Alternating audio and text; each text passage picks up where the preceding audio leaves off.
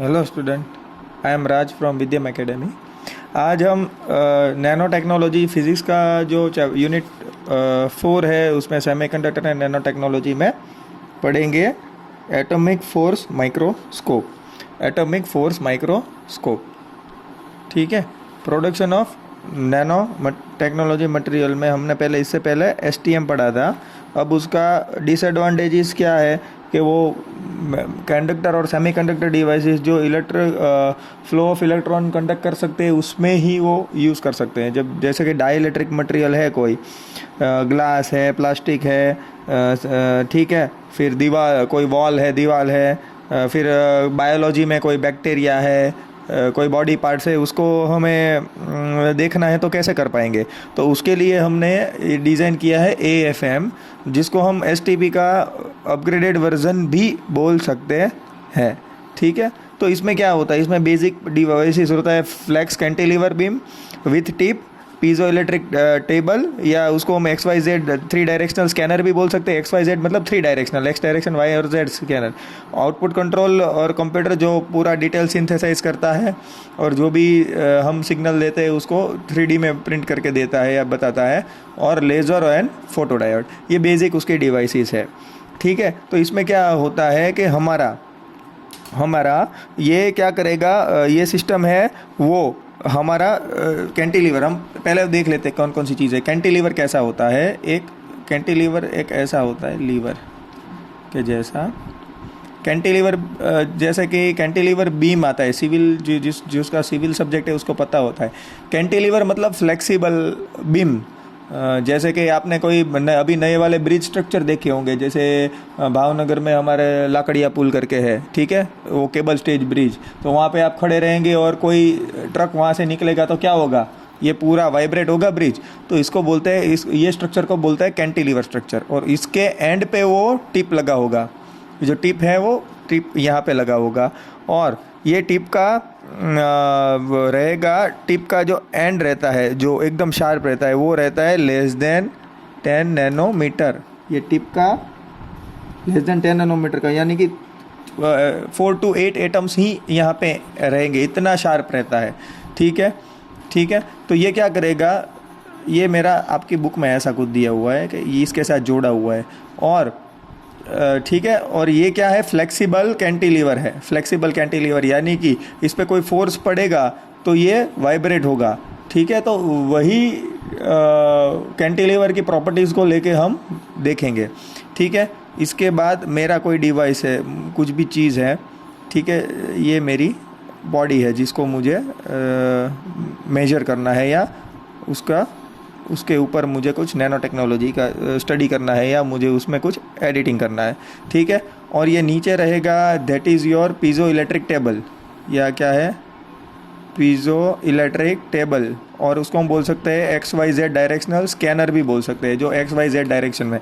पिछले वाले में क्या था STM में कि ये टिप है वो मूव हो रही थी, इसमें क्या टिप फिक्स रहेगी। ये हम जो ऑब्जेक्ट जिस टेबल पे रखेंगे पीजो इलेक्ट्रिक टेबल पे, वो मूव होगा। तो उसको मूव करने के लिए यहाँ पे हम क्या करेंगे, यहाँ पे एक मेरा कंप्यूटर, या फिर बोल सकते हैं आप इसको बोल सकते हैं आउटपुट कंट्रोल डिवाइस भी रहेगा, ठीक है, जो इसके साथ कनेक्टेड रहेगा, ठीक है। तो ये इसको X direction, Y direction, Z direction में मूव करेगा, उसके हिसाब से ये फिक्स वाला पार्ट है, ठीक है। अब इसमें क्या है, हुक्स लॉ बोलते हैं। हुक्स लॉ मतलब कि कोई दो पार्टिकल्स को नियर बाय लेके जाएंगे तो उसके बीच में फोर्स प्रोड्यूस होगा, आइदर अट्रैक्शन और रिपल्शन। और उसकी वजह से ये टिप और इसके सरफेस के बीच में जो फोर्स, एकदम माइनर फोर्स रहेगा। और ये इतना छोटा छोटा है, मैंने क्या बोला था, नैनो पार्टिकल्स में हम चले जाएंगे तो इलेक्ट्रिकल और हर एक चीज़ है, मैग्नेटिक प्रॉपर्टीज़ चेंज हो जाएगी। तो ये क्या हो जाएगा, अट्रैक्शन और रिपल्शन होगा। उस हिसाब से ये इस पे रिपल्शन होगा तो इस पे फोर्स पड़ेगा, या अट्रैक्शन होगा तो फोर्स पड़ेगा। अट्रैक्शन आएगा तो ये नीचे की तरफ मूव करेगा, ये नीचे की तरफ मूव करेगा, इसके साथ अट्रैक्शन होगा तो, और रिपल्शन होगा तो ऊपर मूव करेगा। तो ये मेरा कैंटिलीवर बीम मैंने बोला क्या है, वो मैंने एग्जांपल दिया था ब्रिज का। तो कैसा था वो, उसके ऊपर प्रेशर आता है तो हिलता है ना, वैसे ये भी हिलेगा। तो इसकी हिलने की मूवमेंट, इसका जो मूवमेंट है वो देख के ही हम कंप्यूटर वो जो मूवमेंट है उस हिसाब से वो ग्राफ बनाएगा और उसके हिसाब से हमें इसका 3D सरफेस मिलेगा। तो कैसे होता है, ये XYZ डायरेक्शन में मूव करेगा, ठीक है। जैसे जैसे मूव करता जाएगा वैसे वैसे इसका जो वाइब्रेशन है, जो अब चेंज है, ये ऊपर नीचे जा रहा है, तो उसका चेंज हमें देखना रहेगा। तो ये कैसे होता है। और ये एक चीज़ मैं बताना भूल गया, टिप है वो सिलिकॉन या सिलिकॉन नाइट्रेट में से बनाई जाती है। Silicon that is SI, silicon nitrate is equal to Si3N4, ठीक है। SI या Si3N4 सिलिकॉन नाइट्रेट, ठीक है। अभी क्या होगा, यहाँ पे ये इसको मूवमेंट है एकदम माइनर रहेगा, क्योंकि एकदम छोटा छोटा पार्ट्स है, नैनो पार्टिकल्स है, तो छोटा वाला फोर्स लगेगा। एकदम नैनोमीटर उससे भी छोटे पार्ट में ये मूवमेंट रहेगा। तो उसको मेजर करने के लिए हम नॉर्मल लाइट से तो मेजर नहीं कर सकते, हाई फोकस्ड लाइट चाहिए। तो ये क्या रहेगा, ये मेरा हो गया लेज़र।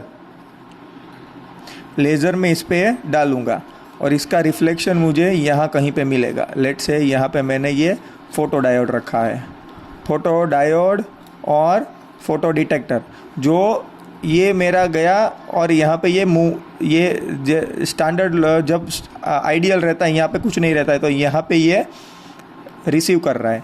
अब जैसे मैं यहाँ पे ये कंप्यूटर से 3D स्कैनिंग शुरू करूँगा, ये डिवाइसेस नीचे मूव करना ये शुरू हो जाएगा, यहाँ से लेके ऐसे ऐसे स्कैन करना शुरू हो जाएगा। तो ये अट्रैक्शन या रिपल्शन करने की जो जैसे वाइब्रेट होगा तो ये रिफ्लेक्शन है, जो लेज़र का रिफ्लेक्शन है वो कहाँ पे जाएगा, थोड़ा थोड़ा मूव होगा। और ये जो थोड़ा थोड़ा मूव होता है उसका फीडबैक हम कहाँ पे देंगे, उसका हम फीडबैक देंगे यहाँ पे,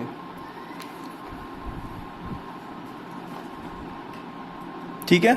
कहाँ पे देंगे, इसका फीडबैक हम लेके देंगे इसमें आउटपुट कंट्रोलर में फीडबैक देंगे, और ये लेज़र का भी इसमें रहेगा। तो ठीक है, यहाँ से ये लेज़र डालेगा, उसके हिसाब से आउटपुट कंट्रोल मिलेगा। ये कैंटिलीवर मूव होगा, उसके हिसाब से ये वाइब्रेशन के हिसाब से जो भी ऑप्टिकल चेंजेस होगा सिग्नल में या फिर इसका एंगल में, वो यहाँ पे कंट्रोल होगा। और ये कंट्रोल होने के बाद आपको 3D में इसका सरफेस का 3D में पूरा का पूरा डायरेक्शन मिलेगा, ठीक है। ये बुक का था। अभी मैं आपको दिखाऊंगा आपकी टेक्स्ट में क्या है। ये आपकी टेक्स्ट के है, मैंने बोला ये कैंटिलीवर है, ये टिप है, ये हमारा ऑब्जेक्ट है, ठीक है। ये पीजो इलेक्ट्रिक स्कैनर है, जो किससे कंट्रोल होगा, इससे कंट्रोल होगा। लेज़र का जो भी है डिफ्लेक्शन और जो भी है वो कहाँ से देखेगा, यहाँ से वो जो भी डिफ्लेक्शन आएगा, ठीक है, ये मूव होगा तो उसके हिसाब से ये रिफ्लेक्शन का एंगल भी चेंज हो जाएगा। अगर ये ज़्यादा नीचे आ जाएगा तो एंगल यहाँ पे चला जाएगा, ऊपर आ जाएगा तो एंगल रिफ्लेक्शन का इधर आएगा। तो ये चेंजेस है वो रिफ्लेक्शन का, या जो लेज़र का रिफ्लेक्शन हो रहा है उसका बीम जो चेंज हो रहा है उसका डायरेक्शन, वो चेंजेस को आइडेंटिफाई करके ये आउटपुट फीडबैक में डालेगा। और ये आउटपुट फीडबैक वाला कंट्रोल सिस्टम है वो इसको 3D पूरा हमारा सरफेस का 3D स्ट्रक्चर निकाल के देगा, ठीक है, ओके। और इसका एक डिसएडवांटेज या लिमिटेशन भी आप बोल सकते हो कि हम पहले वाले में क्या करते थे STP में, ठीक है, ये हम STM में क्या कर रहे थे। STM में हम क्या कर रहे थे, जो हमारा था स्कैनिंग टनलिंग माइक्रोस्कोप, उसमें क्या कर रहे थे, जो एक्चुअल डिवाइसेस है उसमें से इलेक्ट्रिकल फ्लो ऑफ इलेक्ट्रॉन लेके उसको एक्चुअल करते थे। लेकिन यहाँ पे हम कुछ एक्चुअल नहीं ले रहे, क्या रहे, इसके रिलेटिव कुछ डिटेल ले रहे हैं ना। इसके और इसके बीच में अट्रैक्शन और रिपल्शन होगा, उसकी वजह से ये कैंटिलीवर बीम थोड़ा ऊपर नीचे मूव होगा, और ये बीम ऊपर नीचे मूव होगा, उसके हिसाब से ये रिलेटिव मोशन की वजह से ही हम जो भी इमेजिनेशन करना है 3D वो कर पाएंगे, ठीक है। तो ये क्या है, ये उतना शार्प AFM प्रोब जो है वो इमेजिनेशन उतना शार्प नहीं होता है। एक्चुअली हमें 3D में मिलेगा पर शार्प नहीं है, थोड़ा स्लो है, ठीक है। और ये क्या है, it shows interaction between probe and sample of object, यानी कि ये टिप और इसके बीच का रिलेशन, यानी कि अट्रैक्शन रिपल्शन वो बताएगा। और उसको हम एक्चुअल 3D नहीं बोल सकते हैं, उसको हम क्या बोलेंगे, टिप कन्वोल्यूशन बोलेंगे। तो ये उसका एक लिमिटेशंस है, ठीक है, बाकी कुछ टेंशन वो नहीं है, ठीक है। और ये इसका सबसे बड़ा एडवांटेज है, ये कंडक्टर डिवाइस, सेमीकंडक्टर और इंसुलेटर और कोई भी ऑब्जेक्ट के लिए ये मेथड हम यूज़ कर सकते हैं। तो ये था हमारा, ये टॉपिक था हमारा एटॉमिक फोर्स माइक्रोस्कोप। तो दोनों माइक्रोस्कोप हमने पढ़ लिए, ठीक है, स्कैनिंग STM यानी कि scanning tunneling microscope, and AFM atomic force microscope. अभी एग्ज़ाम के रिलेटेड यही चीज़ है। आगे वाले टॉपिक्स में हम अभी देखेंगे इसकी एप्लीकेशंस हैं, और वही जो एग्ज़ाम के रिलेटेड पहले है वो देख लेंगे, जिसमें प्रॉपर्टीज़ आ गया है, एप्लीकेशन आ गया है, तो वो हम नेक्स्ट लेक्चर में देख लेंगे। तो नैनो टेक्नोलॉजी में मेजॉरिटी हम वही देखेंगे अब जो एग्ज़ाम रिलेटेड है। बाकी वाला हम कोरोना का लॉकडाउन ख़त्म होने के बाद क्लासेस में जो नॉन एसेंशियल पार्ट है वो लेक्चर में देखेंगे। ठीक है, थैंक यू।